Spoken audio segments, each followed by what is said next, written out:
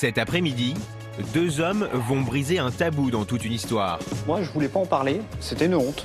Albano et Christophe sont stériles. J'ai ouvert le papier et il y avait une ligne où c'était nombre de spermatozoïdes, absence totale. Je me sens différent. On nous a balancé le résultat à la figure, sans espoir. J'avais envie de transmettre le nom de famille par le biais d'un fils. Comment ces hommes vivent-ils leur infertilité? Il y a beaucoup d'amalgame entre stérilité et impuissance. C'était vraiment annoncé plus ou moins un handicap. Je regrettais que ma femme m'ait épousé. À partir du moment où il m'a appris ça, j'en ai fait une obsession. Aujourd'hui, vous lui en voulez? Oui.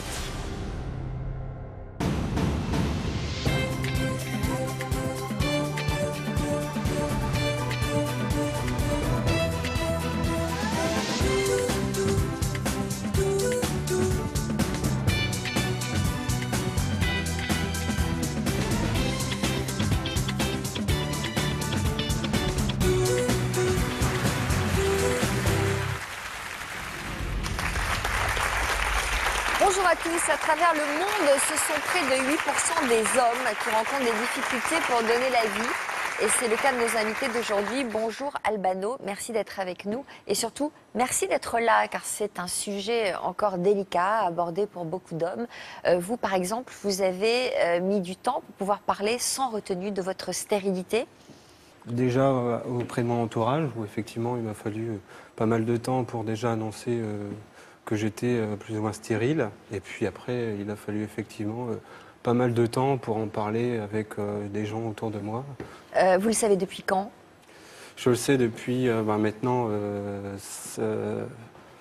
ça fait 8 ans que je le sais, en fait. Je suis allé chez un médecin qui m'a en fait demandé de faire des examens parce qu'il a découvert qu'effectivement j'avais fait tardivement une opération, une descente des testicules.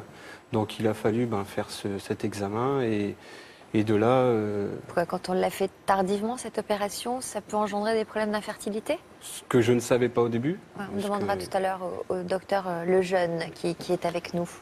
Tout de suite d'ailleurs, tiens, vous allez nous expliquer. Vous êtes installé aux côtés de Frédéric Farigou, notre thérapeute de couple. Car vous êtes andrologue, spécialiste des questions de fertilité, et Frédéric va nous parler des conséquences de l'infertilité sur les couples. Alors, le cas d'Albano vous parle? Il nous parlait d'une opération tardive des testicules. Voilà, donc on a des situations où les testicules ne descendent pas, normalement ils devraient descendre à la naissance.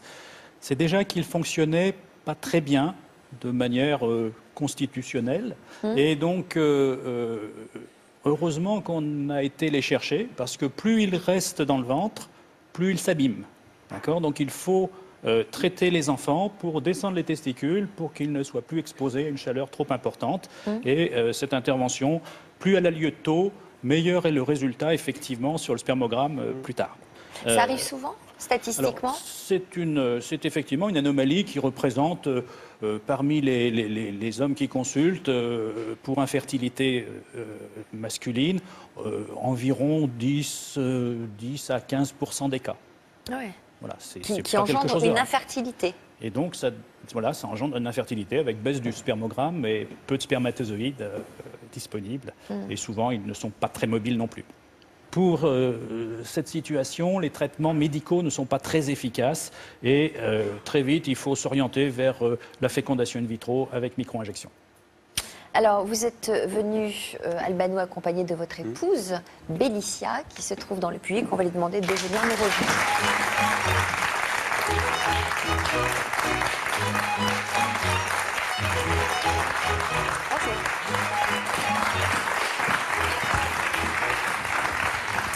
Bélicia, vous avez rencontré Albano en 2010 et il vous a avoué sa stérilité seulement un an après le début de votre relation. Est-ce que vous vous souvenez précisément de ce jour-là? Oui, je m'en souviens. Alors, pour la petite histoire, lors des réunions familiales ou pendant le week-end, etc., ses sœurs lui demandaient toujours s'il avait fait ses examens, s'il avait fait ses prises de sang, etc. Moi, je me posais la question, je me disais, mince... pourquoi elle lui demande toujours ce qu'il a fait, s'il l'a fait, etc. J'ai laissé passer le temps et puis un jour, je suis rentrée un peu plus tôt que lui à la maison et puis j'ai ouvert le tiroir. Il y avait il y avait des prescriptions et des résultats de ces analyses. Alors là, on tombe sur forcément un papier dont on ne comprend rien du tout parce que c'est un jargon médical où vous n'êtes pas habitué. Je vais sur Internet un peu, je me renseigne. Puis là, je comprends plus ou moins par la force des choses qu'il y a un problème au niveau de la procréation. Et donc, la soirée se passe, Albano rentre du boulot et puis je lui tire un peu les verres du nez en lui demandant tiens, est-ce que tu vas avoir des enfants? Comment tu vois ta vie plus tard, etc. Vous n'en aviez jamais parlé tous les deux? Non, pas. Non, Moi, c'était un peu, enfin, pour dire un peu tôt, pour parler un peu projet comme ça. Ça faisait 1 an qu'on était ensemble, moi j'avais 21 ans, je pensais pas à... Oui, ça venait, mais dans le chemin beaucoup plus tardif. Et donc, je lui ai demandé, je lui ai tiré les verres du nez tout simplement, je lui ai dit qu'est-ce que ça voulait dire, tout ça, etc. Et puis, il m'a dit, quoi, il m'a avoué. Voilà. Avoué, dans quel état il vous a avoué? Il était en pleurs, angoissé, enfin...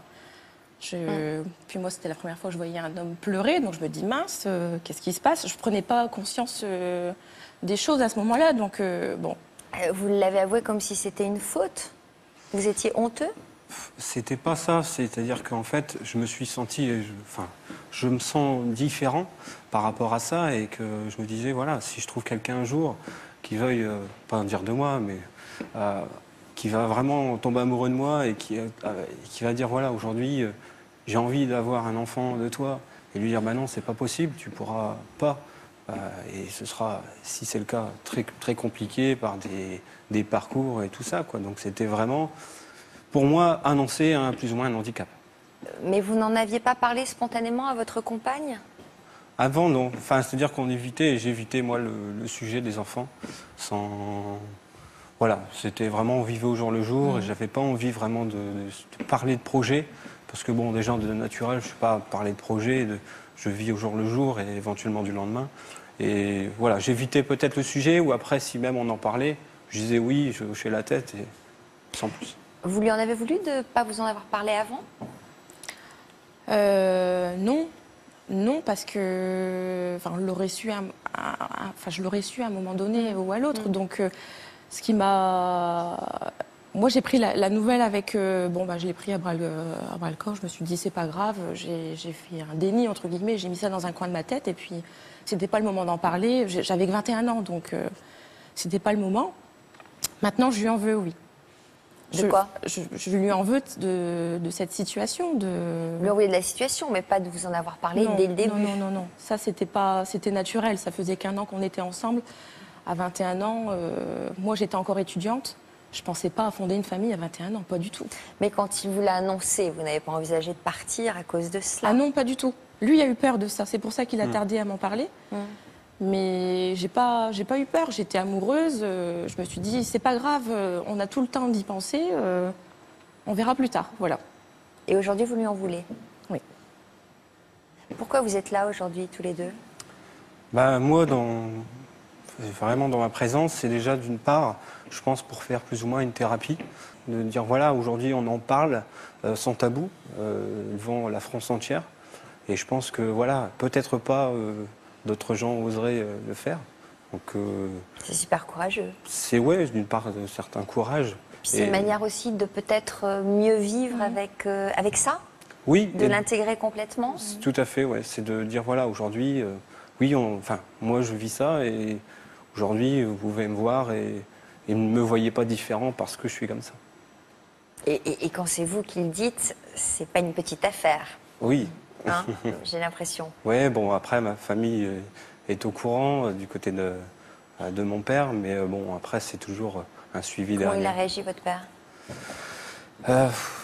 Mon père, ils étaient plutôt, je dirais, impassibles et je l'ai, moi, annoncé dans le sens où, voilà, c'était cette opération qui, en fait, était assez tardive. Et en le leur reprochant?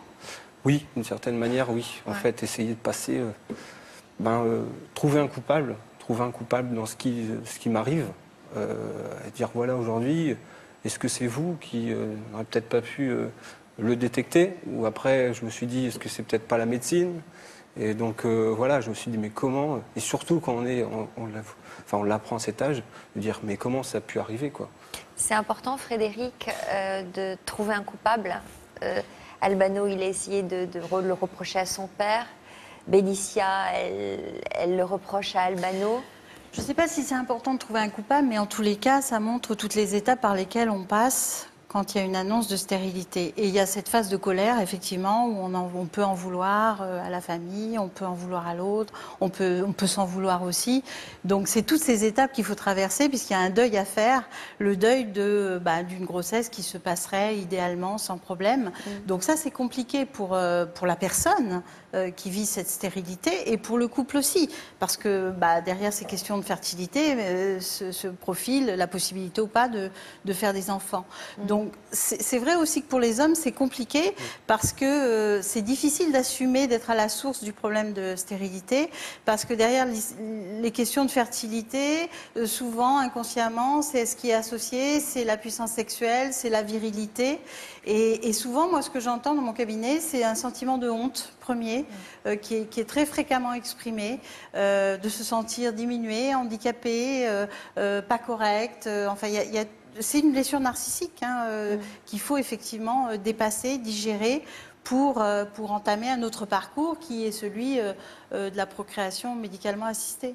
Alors que, docteur, ça n'a rien à voir avec l'impuissance sexuelle. C'est ça. Alors, effectivement, l'infertilité des couples est en général pas d'origine sexologique. Il y a 5% des infertilités où il y a un problème sexuel. 95% des cas, c'est un problème de spermatozoïdes et c'est effectivement complètement différent de l'impuissance sexuelle telle qu'on l'entend et qui est plutôt dévalorisante. Donc, il n'empêche que c'est souvent ressenti par les patients eux-mêmes et aussi par l'entourage comme un petit peu du même ordre. Et si on n'arrive pas à avoir des enfants, on n'est pas un homme. C'est une remise en question de la virilité, qu'elle soit de l'ordre de la sexualité ou de la fertilité. Au bout d'un moment, c'est un petit peu la même chose et c'est ce qui fait souffrir les patients. Christophe, bonjour. Bonjour. Alors, c'est un sujet que vous connaissez très bien, vous aussi, puisque vous avez publié un livre, Père malgré tout. Vous y racontez les épreuves que vous avez traversées après la découverte de votre stérilité. C'était il y a près de 10 ans. Est-ce que vous vous reconnaissez dans les propos d'Almano et de ceux de notre expert? Oui, je me retrouve un peu dans le côté, quand on apprend la nouvelle, le côté un peu de honte, de se sentir dévalorisé. Ça, je m'y retrouve. C'était une honte, oui. Vous avez dû affronter des remarques désobligeantes?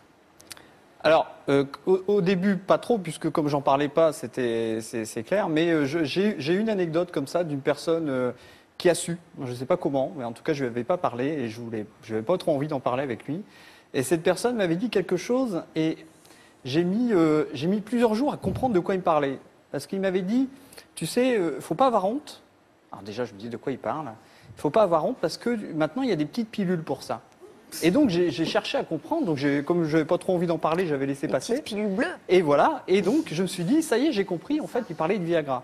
Et ça m'a fait comprendre pourquoi les hommes ne veulent pas en parler. Moi, ce n'était pas mon cas parce que je n'avais même pas imaginé qu'on pouvait faire le parallèle avec ce sujet-là. Et j'ai compris pourquoi certains hommes ne voulaient pas en parler parce que, comme le disait justement monsieur, il y a beaucoup d'amalgame entre stérilité et impuissance. Oui. Alors, vous en étiez où, vous, dans votre vie, quand vous avez compris que vous ne pourriez pas avoir d'enfant naturellement? Alors, on venait de se marier. Et on avait déjà vécu 7 ans avant ensemble, donc c'était un projet qui était bien abouti. Et donc on s'était mariés dans l'optique justement de démarrer un enfant juste après. Qu'est-ce qui vous était arrivé? Vous aviez eu des problèmes de testicules? Alors moi j'ai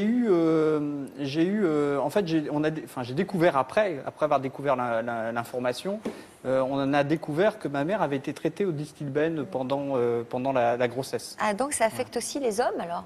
Il n'y a pas que les femmes qui ont des problèmes de stérilité après? Tout à fait.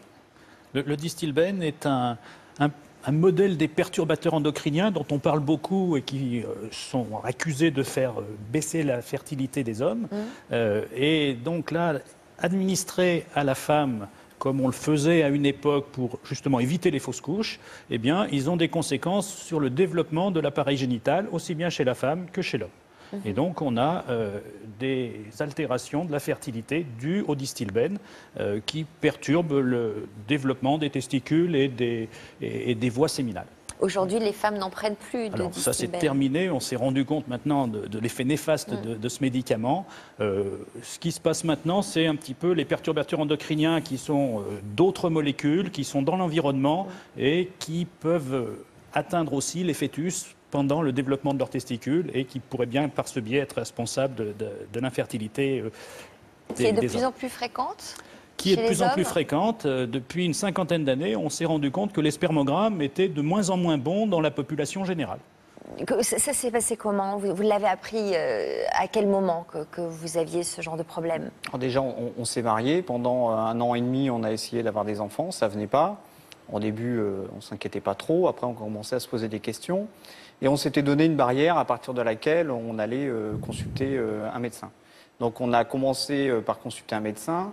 On a eu de la chance parce qu'il nous a toujours tout de suite demandé pour moi de faire un spermogramme, ce qui n'est pas toujours le cas. Quelquefois, ils vont d'abord regarder du côté de la dame. Là, moi, j'ai fait un spermogramme tout de suite. Et donc, quand je suis allé chercher le spermogramme, j'ai eu le sentiment que j'étais un aiguillage dans ma vie. Je me suis dit, soit l'aiguillage est bien et on va avoir la vie qu'on rêvait, soit l'aiguillage va bouger et là, je ne sais pas où on va aller. Donc tous les premiers résultats étaient corrects, normal. Écoute, j'étais très content. Et il y avait une ligne où c'était nombre de spermatozoïdes. Et là, il y avait 2 points et c'était écrit en majuscule, absence totale. Et là? Ah bah déjà là, alors là visuellement, il y a eu, c'était très très très particulier parce que visuellement, j'ai vu comme un effet de domino. Donc je voyais des visages de mon grand-père, de mon épouse Agnès, et je voyais tout tomber. J'avais l'impression que tous les projets qu'on s'était faits étaient en train de tomber, et c'était assez pénible. Et pour la petite anecdote, le mot total, pendant les semaines qui ont suivi, à chaque fois que je voyais dans un document au boulot total, j'avais les jambes qui commençaient à trembler, quoi. Ça m'a vraiment marqué pendant plusieurs semaines. C'est possible, absence totale? Ah oui, ça s'appelle l'azoospermie, il n'y a aucun spermatozoïde et ça représente environ 12% des patients qui consultent pour difficulté à avoir des enfants, ils n'ont pas de spermatozoïdes dans l'éjaculation. Voilà. Donc là, effectivement, la situation devient compliquée parce que jusqu'à maintenant, pour faire des enfants, il faut un spermatozoïde. Il en faut au moins quelques-uns, même avec les méthodes actuelles de fécondation in vitro avec micro-injection. Il n'y a pas de solution sans spermatozoïdes à l'heure actuelle. Vous l'avez annoncé à votre femme? Voilà, oui. Alors, Tout de suite? Presque tout de suite parce qu'elle savait que j'avais les résultats vers 14-15 heures. Donc elle m'a appelé à la sortie de son travail. Elle avait encore le retour à faire en train. Et je crois que de toute ma vie, on n'a jamais autant pleuré. Maintenant, on en rit parce qu'on peut, mais sur le coup, on n'a pas beaucoup ri. On a beaucoup pleuré, on ne savait pas du tout ce qui nous arrivait. Vous disiez quoi? Vous pensiez à l'avenir, à votre épouse? Vous aviez quoi dans la tête à ce moment-là? Alors moi, j'avais beaucoup de choses dans ma tête parce que d'abord mon épouse, Agnès, parce qu'on avait un projet de famille tous les deux. Agnès a toujours voulu avoir des enfants, et moi aussi, on s'en était toujours parlé, on l'avait toujours dit. Donc déjà, ce projet-là était mal parti. Après, il y avait le côté aussi familial avec la transmission du nom. Je pense que c'était la même question ici, où j'avais un grand-père qui voulait absolument que je transmette le nom de famille. Je dis transmettre le nom de famille, c'est possible en adoptant un enfant? Bien sûr, oui. Tout ça, c'est possible? Oui, enfin, on transmet toujours des cultures, des choses, et c'est toujours différent quand c'est génétique, parce qu'aujourd'hui, c'est voilà, ton enfant te ressemble, il a tes racines, et voilà. Je ne veux pas exagérer, mais c'est sûr que s'il était blond et que je suis brun, si j'adoptais, le nom, c'est une chose, mais c'est sûr que c'est toujours le c'est côté aussi génétique. l'éducation que vous allez lui donner. Oui, bien sûr, mais c'est toujours différent. Comment vous l'avez annoncé à votre père? Donc avec de la même manière, on a attendu. On a simplement dit qu'on on a rencontré un problème dans notre projet d'enfant et qu'on allait devoir entamer un parcours beaucoup plus compliqué. Mon père n'a pas réagi spécialement par rapport à ma mère, par exemple, parce je pense qu'il est très réservé. J'imagine que ça l'a beaucoup touché aussi. Mais il n'y a pas eu d'une réaction différente par rapport à ma mère. Votre mère? Pardon? Et votre mère? Ma mère, elle était très très triste, très très très touchée parce que déjà elle n'avait pas de petits-enfants à ce moment-là, donc on était un peu l'espoir d'en avoir. Et elle est très très déçue pour nous, et très triste forcément. Elle a dû se sentir coupable, votre mère? Oui. Quand on a parlé un peu des causes et qu'on a évoqué le Distilbène, j'étais même surpris. Je ne m'attendais pas à ce qu'elle réagisse comme ça, mais elle était très, très, très peinée. Ouais. Elle se sentait vraiment coupable, alors que ce n'était pas sa faute. Son médecin l'a traitée avec le Distilbène, elle n'y était pour rien. Et vous, Albano, comment vous l'avez annoncé à votre père? Moi, j'essayais d'employer des mots simples en lui disant tout simplement que, voilà... en revenant sur cette opération et que il fallait que maintenant, pour avoir des enfants, il fallait que je puisse faire appel à la médecine pour avoir des enfants et que naturellement, je ne pourrais plus en avoir. Donc, il était très en retrait et se demandait un petit peu ce qui se passait, il ne comprenait pas trop. Mais voilà, au fur et à mesure des mots, je lui expliquais et là, petit à petit, il a compris. Mais ça a été toujours un sujet et c'est très tabou, enfin ça a été tabou. Oui, c'est un sujet difficile à aborder en famille et quand il est abordé, il fait l'effet d'une bombe et il y a souvent cet état de choc. Et pour les parents aussi, il y a le deuil à faire de la lignée traditionnelle, de la filiation traditionnelle. Et la culpabilité à porter aussi. Absolument, la culpabilité à porter. On le voit dans les deux histoires là.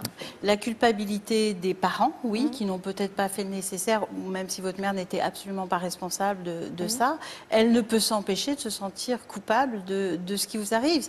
Donc, ça complique les choses pour en parler. Et moi, ce que j'observe aussi, c'est parfois aussi des réactions extrêmement violentes, enjoignant même parfois leur enfant à se séparer d'un conjoint qui ne peut pas leur permettre de faire aboutir ce projet de famille. Donc, des choses très, très violentes et violentes aussi après. C'est-à-dire quand le couple a entamé ce parcours de procréation assistée, il y a beaucoup d'intrusions qu'il n'y a pas forcément dans les parcours classiques d'une grossesse. Les familles sont très très concernées et amplifient les déceptions, amplifient la tristesse qui est liée aux échecs successifs, s'il y en a.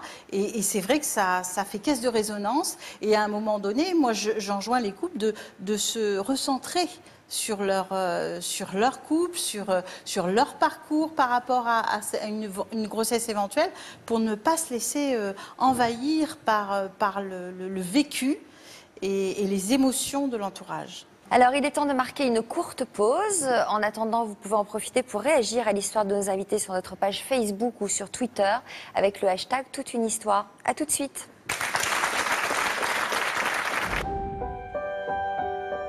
Il me dit, c'est pas à peine de tourner autour du pot, vous avez un lymphome. Je savais pas trop ce que c'était. Enfin, c'est comme si on vous dit, voilà, il y a avant et il va y avoir après maintenant. Et donc, je leur disais, mais si ça doit être ça ma vie, je préfère être morte, mais permettez-moi de mourir dans l'inconscience. Bientôt, au sommaire de Toute une histoire, une interview exclusive de Françoise Hardy qui sort tout juste de sa dernière séance de chimiothérapie. Et puis sur le plateau, vous ferez la connaissance de Charlotte, de Philippe et de leur famille. J'ai passé une IRM abdominale et là on m'a dit que j'avais une grosseur au côlon. Le médecin m'appelle, elle a eu le résultat en même temps et elle me dit Guillaume a une maladie très grave, c'est une leucémie. Eux aussi ont dû faire face au cancer. Ils nous diront ce qu'il leur a volé, mais aussi ce qu'il leur a appris sur la vie et sur eux-mêmes. Moi ce que je voulais c'était vivre. Ils nous portaient. Il y a un sentiment de culpabilité. Ouais. On le pensait insubmersible.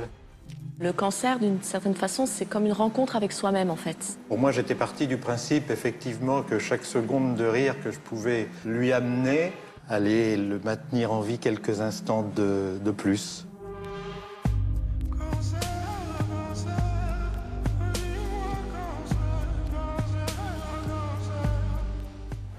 Vous aussi, vous pouvez témoigner dans toute une histoire. Vous avez trouvé un nouvel équilibre en vivant en colocation avec des amis ou avec d'autres femmes de votre famille. Depuis quelques années, vous êtes plusieurs générations de femmes à vivre sous le même toit. Célibataire ou en couple, vous vivez avec d'autres femmes et vous n'avez aucune intention de faire entrer un homme dans votre quotidien. Depuis que vous êtes séparé de votre compagnon, vous élevez vos enfants avec l'aide de votre mère et de votre sœur. À plus de 50 ans, vous avez décidé de changer de vie en vous installant avec des amis. Pour participer à notre émission, vous pouvez contacter notre équipe au 0820 16 30 15 ou sur notre site internet. Demain, juste après toute une histoire, vous avez rendez-vous pour un chat en direct avec Frédéric Farigou.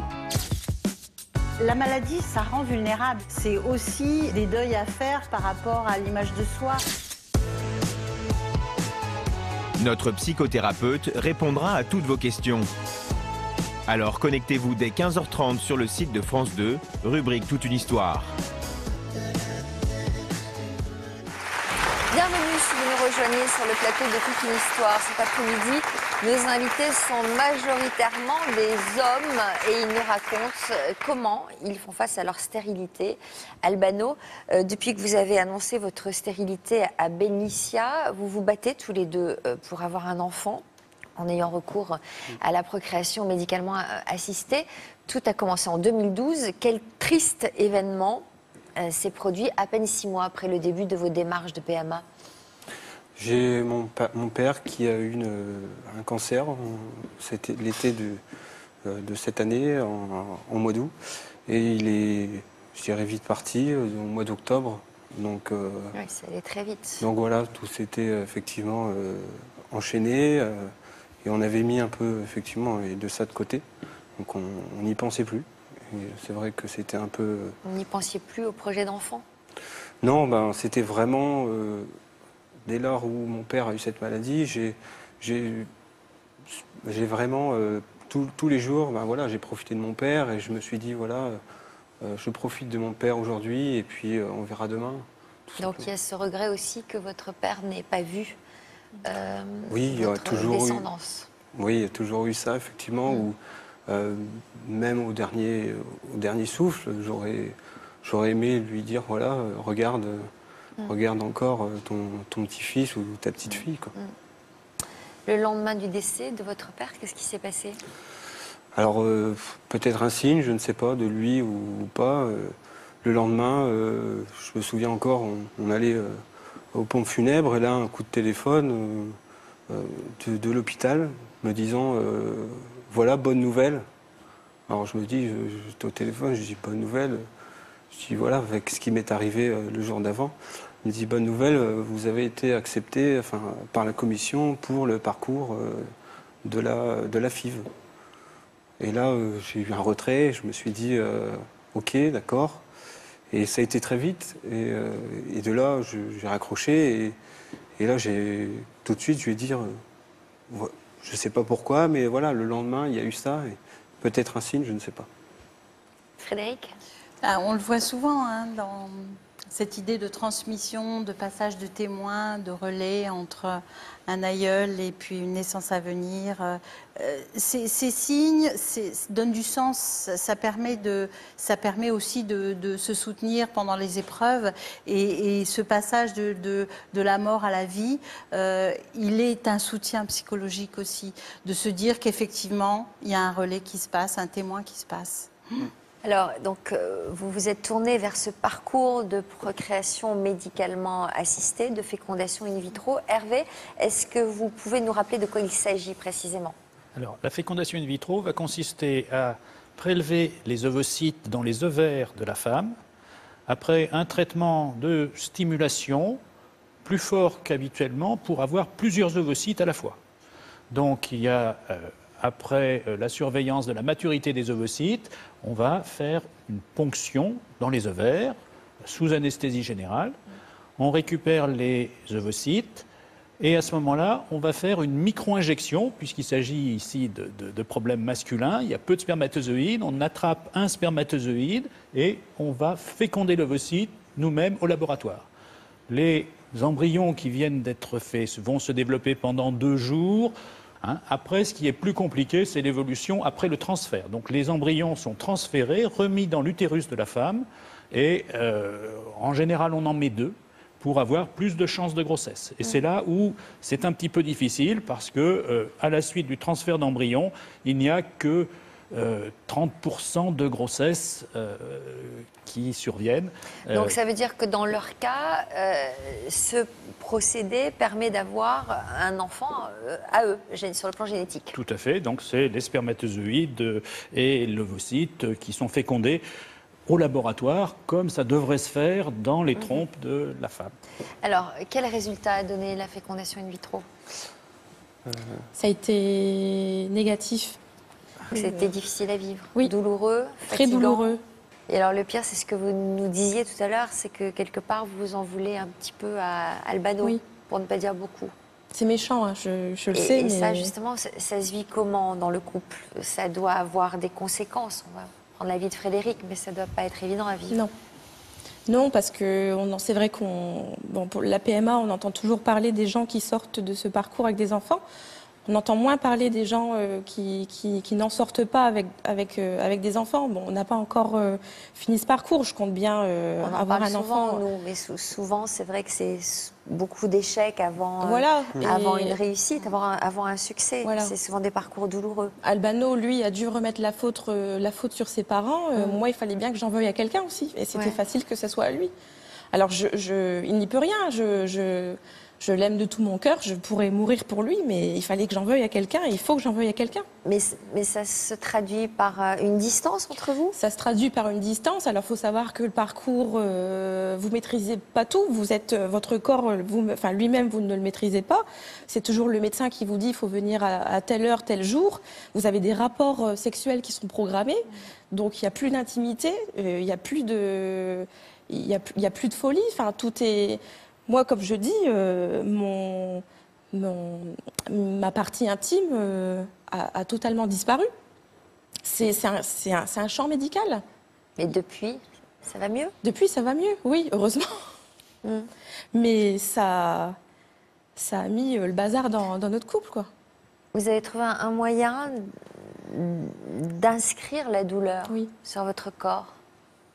Alors, je ne sais pas si c'est d'inscrire ou de l'extirper de votre corps. Je ne sais pas. Qu'est-ce que vous avez fait? Il fallait que je le fasse. Je me suis tatouée, en fait. J'ai lu le livre...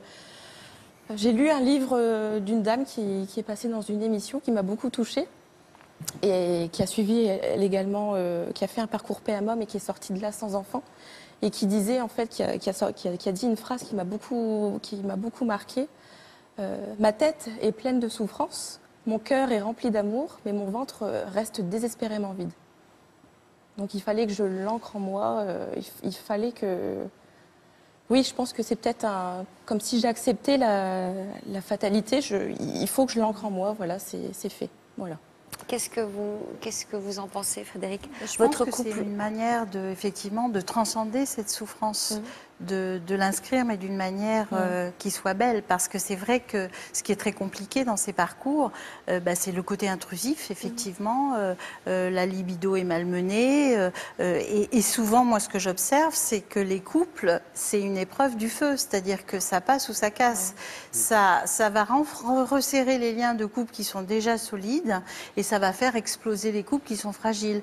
Et on observe que après le premier échec de la première FIV, il y a une bonne partie des couples qui explosent.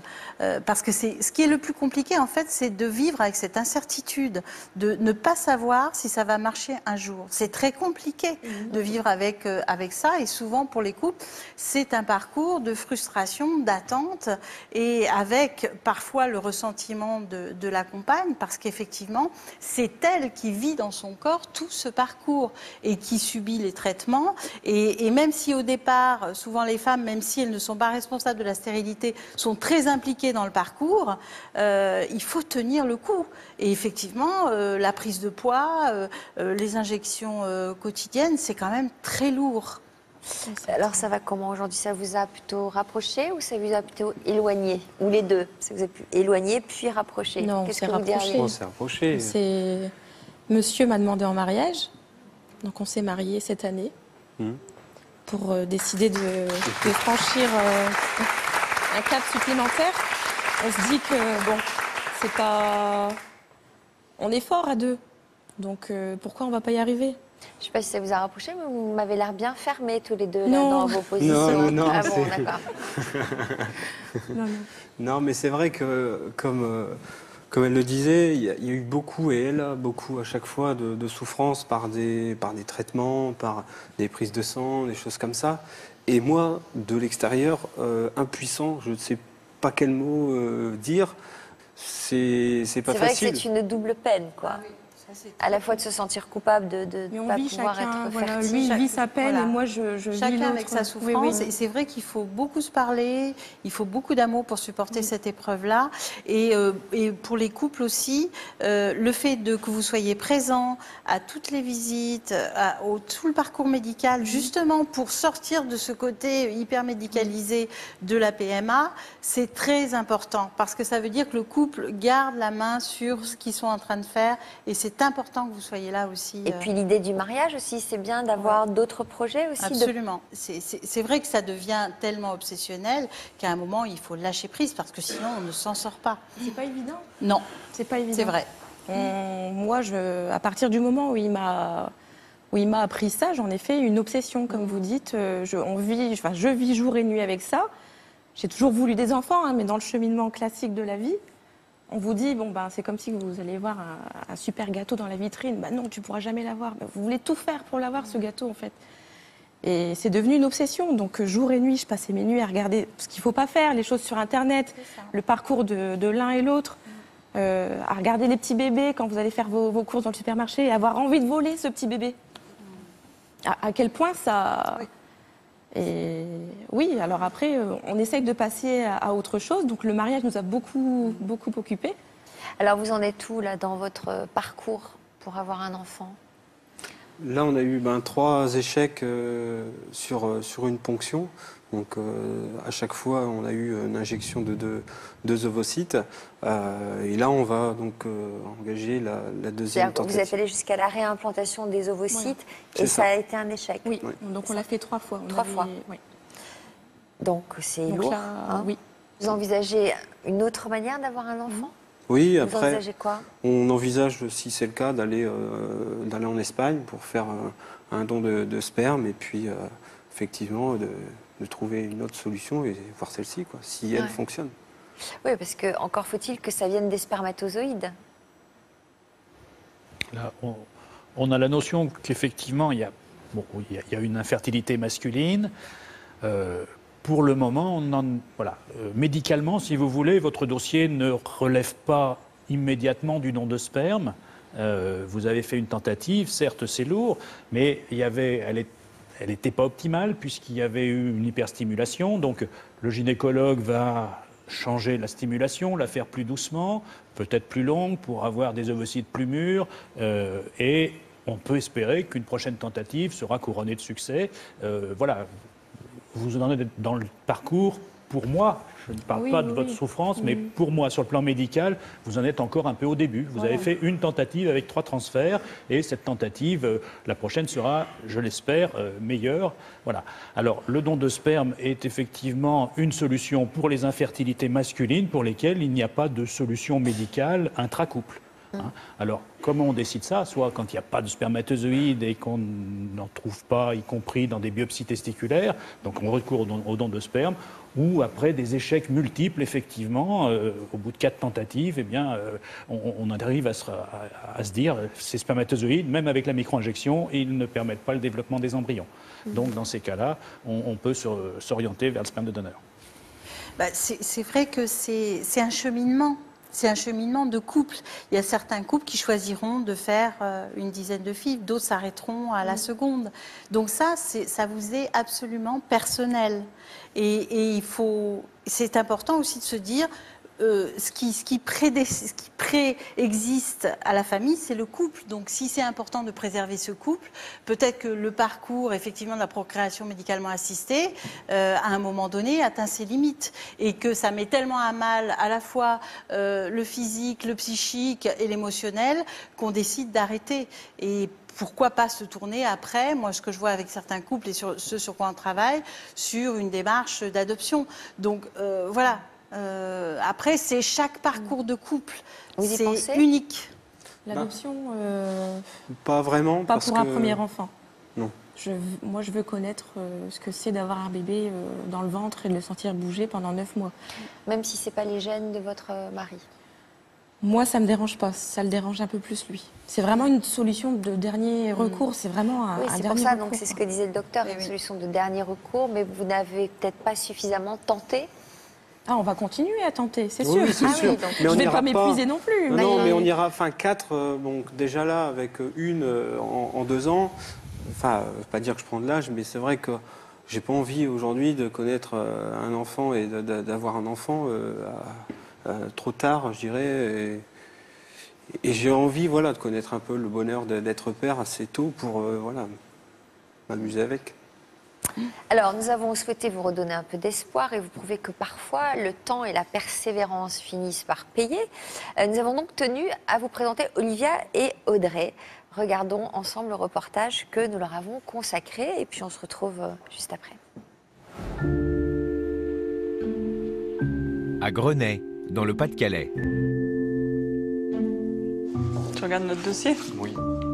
Aujourd'hui, comme souvent, Audrey, 33 ans, et Olivier, 43 ans, reviennent sur une période délicate de leur vie de couple. Je regarde les premiers résultats de spermogramme. Donc là, j'apprends que je serais susceptible d'être stérile. C'est en 2007, alors qu'ils essaient de devenir parents depuis plus d'1 an, que le diagnostic tombe. Pour eux, c'est d'autant plus un choc qu'Olivier a déjà une fille d'une précédente union. Les gens pensaient au départ, c'est Audrey, parce que j'avais un premier enfant. Et c'est quand après j'ai dit aux gens, non, c'est de ma faute. Ma faute, je mets ça entre guillemets parce que c'est pas une faute vraiment, c'est faute à la nature. Je suis atteint de la sclérose en plaques qui me fait prendre certains traitements qui pourraient expliquer ma soudaine infertilité. J'ai toujours voulu fonder une famille. Dès que j'ai rencontré Olivier, je savais que je voulais avoir des enfants, je voulais construire quelque chose avec lui. On apprend ça, on se dit mince, pourquoi nous, par où on va passer aussi. On se pose énormément de questions. Et en effet, après, on se rend compte que c'est le parcours du combattant. Un parcours du combattant qui va durer 4 longues années, jusqu'à ce qu'Audrey donne enfin naissance à Youni, née en 2011 grâce à la procréation médicalement assistée. Il y a les pizzas, ils sont réveillés. On va les chercher. Déjà, on va les chercher. Et il y a 6 mois, la famille s'agrandit avec l'arrivée de jumeaux, Yann et Tia, eux aussi issus de la PMA. J'ai besoin d'une couche, monsieur. Hey, maman. Merci, ma chérie. Non, je la mets comme ça. T'es sûre? Elle est à l'envers. J'ai vécu les grossesses avec fierté, très fier. Ma femme, pareil, fierté. Belle femme, très belle femme enceinte. J'étais fier de ma femme enceinte. Comme beaucoup de femmes enceintes, j'ai été malade, j'ai eu des nausées, j'ai pas pu m'alimenter. Mais on a tout vécu vraiment bien. Même les mauvais côtés d'une grossesse, on les a bien vécus. Je suis persuadé qu'il y a des gens qui se souviennent encore m'entendre dire j'ai un enfant, j'en aurai plus d'autres. Et aujourd'hui, j'en ai 4. L'aîné d'Olivier, c'est Frédéric, 23 ans. Elle non plus n'aurait jamais imaginé que son père rencontre de telles difficultés. Mon père m'a annoncé sa stérilité en me disant et en me faisant comprendre qu'il ne pouvait pas avoir d'enfant et que je pouvais peut-être éventuellement ne pas avoir de frères et sœurs. Ça m'a fait un choc. Bon, allez, descends. Allez. Si, c'est assez. Allez. Je suis heureuse d'avoir des petits frères et des petites sœurs. D'un côté, pour ne pas être toute seule, pour pouvoir m'amuser avec eux. Et surtout, savoir que je suis marraine de Tia et de Yann. ce qui m'a fait encore le plus plaisir. Aujourd'hui, je suis très fier de me promener avec mes 3 enfants que j'ai eus, avec Audrey. Et maintenant, on fonde une grande famille de 4 enfants. Et je fais partie des gens qui ont une très grande famille. Et j'en suis très, très fier.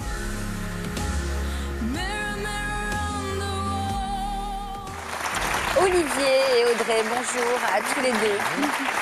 Merci d'être avec nous. On l'a vu, pour chacun de vos enfants, vous avez eu recours à la procréation médicalement assistée.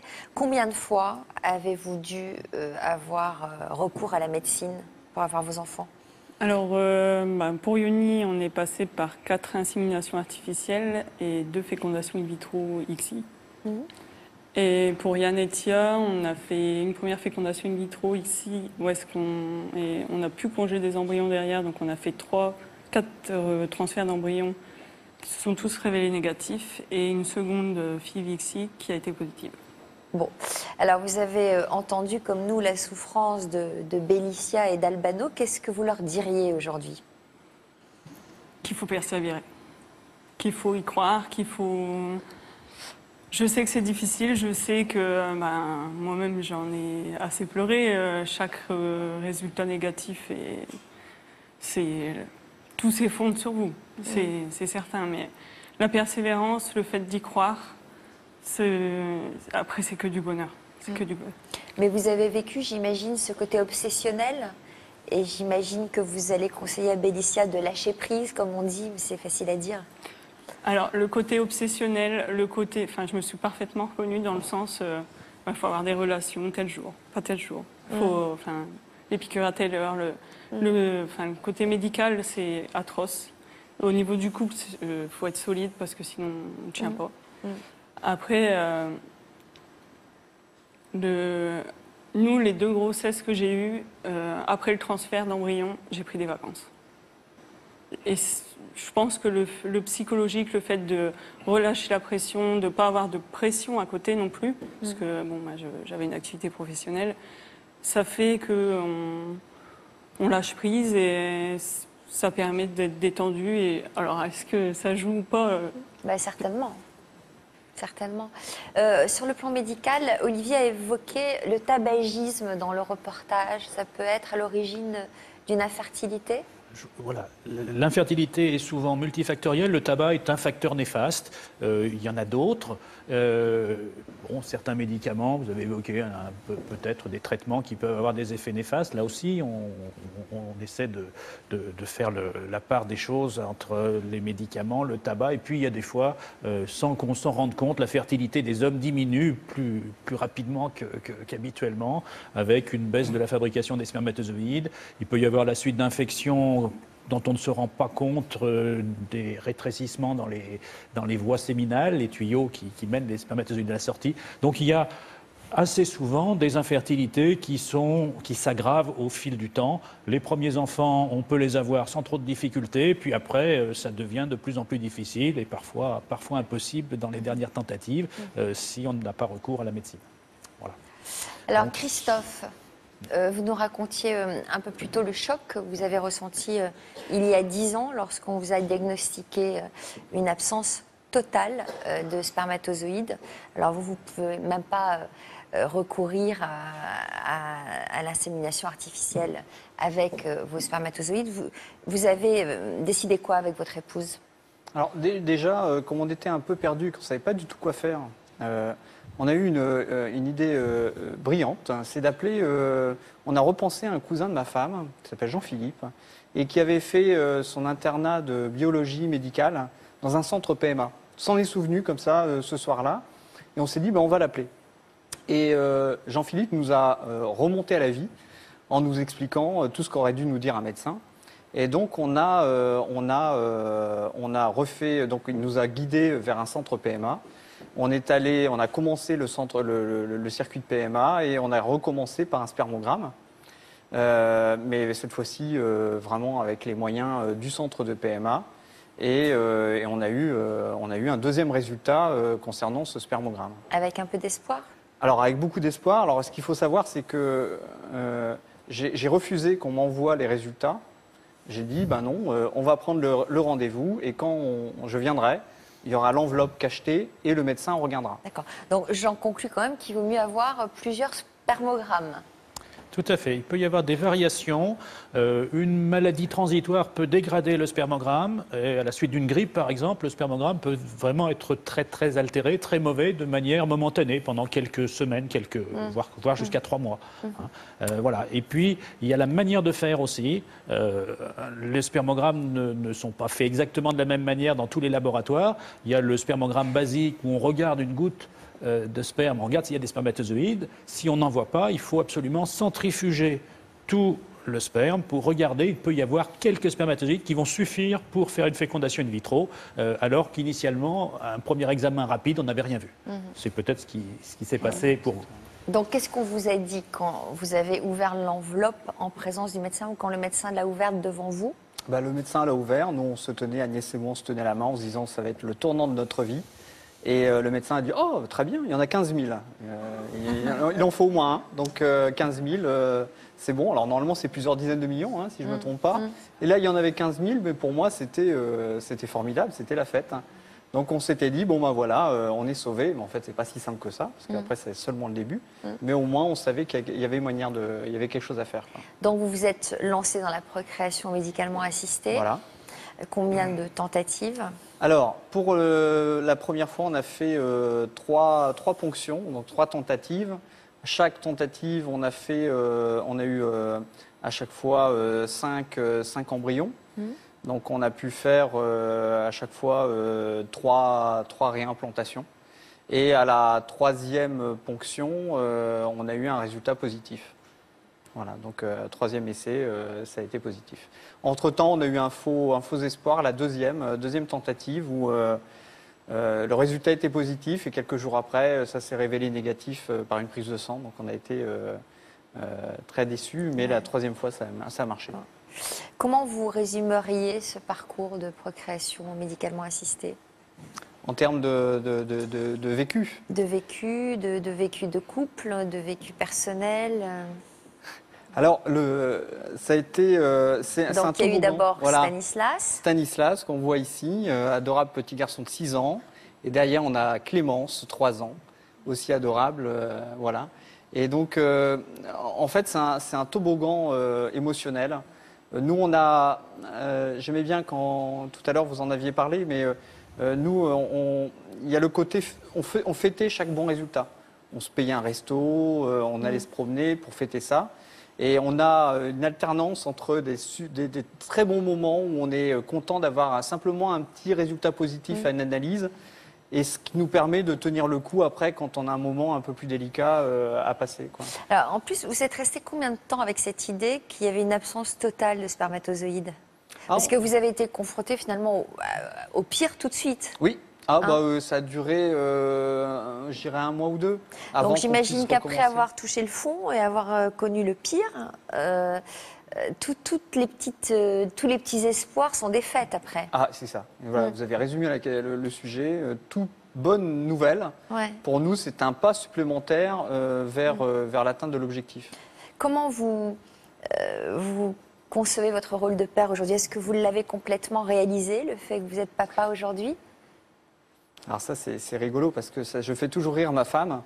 Parce que régulièrement, je m'arrête, elle me voit m'arrêter, je les regarde et je me dis, j'y crois pas. J'ai réussi, je suis papa, j'en reviens toujours pas. Et il n'y a quasiment pas une journée qui passe sans que je me dise qu'on a eu un bol monstrueux d'avoir réussi. Mais avant tout, c'est vraiment la réussite d'Agnès, avant tout, parce qu'on a vécu tout ce que vous évoquez. C'est vraiment compliqué de se dire, ma femme est en excellente santé, et de la retrouver sur un lit d'hôpital alors qu'elle n'a rien. C'est juste à cause de moi. Et donc, c'est quelque chose de fabuleux. Et donc, c'est sa réussite avant tout. Et c'est grâce à elle qu'on est là. Quoi. Et comment vous avez vécu en couple l'imprégnation hormonale, avoir des rapports sexuels à heure fixe, tout ça, tout ce côté-là? J'imagine que vous y avez mis un peu d'humour, tel que je vous entends parler. Ah, exactement, ouais. Mais on essaie de tourner ça un peu à la rigolade. Il y a des moments... vous disiez tout à l'heure que j'avais écrit un livre, et dans ce livre, j'ai décrit ce fameux prélèvement qu'on doit faire, que les hommes doivent faire. Et j'ai raconté ça d'une manière assez humoristique. Et à ma femme, quand je lui ai raconté ça, elle était folle de rire. Manifestement, ça vous, ça vous fait sourire tous les trois. Bon, on ne va pas raconter ça à cette heure-ci. Juste, je vois votre émotion. J'imagine que vous aimeriez donner de l'espoir à ce couple. Oui. Alors déjà, je ne donnerai pas de conseils parce qu'effectivement, le choix d'aller jusqu'au bout ou pas, c'est un choix qui doit être mesuré. C'est-à-dire si aller jusqu'au bout, ça met en danger, effectivement, c'est peut-être pas le bon choix. Moi, personnellement, il y a eu un moment où j'ai commencé à me dire que ça devenait un peu pesant et que j'aurais peut-être voulu arrêter. Ma femme a repris, Agnès a repris le flambeau en disant que finalement, comme c'était elle qui vivait toute la souffrance, c'était peut-être à elle aussi de décider. Donc j'ai dit, bah oui, très bien. Et donc on était jusqu'au bout, tout simplement, c'est ça à dire. J'imagine peut-être que comme Bélicia, elle a eu des moments de doute, parce que je la sens plus en doute en ce moment. Ouais. Donc peut-être qu'avant de trouver la force, d'avoir à nouveau l'envie, voilà, c'est peut-être pas tout de suite, quoi. C'est un peu sinusoïdal, comme on dit. Oui, c'est sinusoïdal. Mais par contre, elle a quand même eu toujours en ligne directrice le besoin d'aller jusqu'au bout. Même si parfois, comme vous dites, ça allait en haut et en bas, mais elle a quand même voulu aller jusqu'au bout quand même. Ouais. Mais vous aussi, vous l'aurez ce besoin d'aller jusqu'au bout, je pense. Je pense, je veux. Après, entre vouloir et pouvoir, il y a... Peut-être des conseils de nos deux spécialistes pour conclure. Conseil, je pense qu'il y a des choses qui ont été dites qui sont importantes, c'est-à-dire que être capable aussi de se réjouir à certains moments, mais lâcher prise aussi, c'est-à-dire qu'il faut faire des pauses. C'est aussi important de prendre soin de votre couple et d'avoir des moments où il n'y a plus cette obsession, où on retrouve le plaisir de faire des choses à deux, où on renoue cette complicité, parce qu'on peut finir par la perdre. Enfin, moi, ce que j'entends beaucoup de couples, c'est qu'il y a une distance qui peut s'installer par cette hyper-médicalisation de la relation. Et c'est important d'avoir ces moments-là. Et puis, vous le disiez aussi tout à l'heure, prendre des vacances permet justement ce lâcher-prise. C'est un très bon conseil. Parce que moi, je vois mes patientes, certaines qui ont fait plusieurs FIV, qui ont été des échecs, celles qu'elles ont abordées avec plus de distance, avec plus de légèreté, c'est plus facile à dire qu'à faire. Hein. Mais en tous les cas, ça peut marcher parce qu'il y a ce lâcher-prise et il y a l'idée de prendre soin de soi, voilà, de se coucouner dans cette démarche. Merci à tous de vous être confiés avec une telle sincérité. Vous nous tenez au courant, Albano et Bélicia. J'espère que vos projets iront à terme et que vous reviendrez avec un joli petit bébé. Merci à nos spécialistes, au docteur Lejeune et à Frédéric. Merci à vous tous pour votre fidélité. N'oubliez pas notre chronique dans Version Fémina, comme chaque week-end. On se retrouve juste après la pub pour un nouvel épisode de l'Histoire continue qui sera consacré aux rapports parfois compliqués que nous entretenons avec notre corps. À tout de suite. Merci.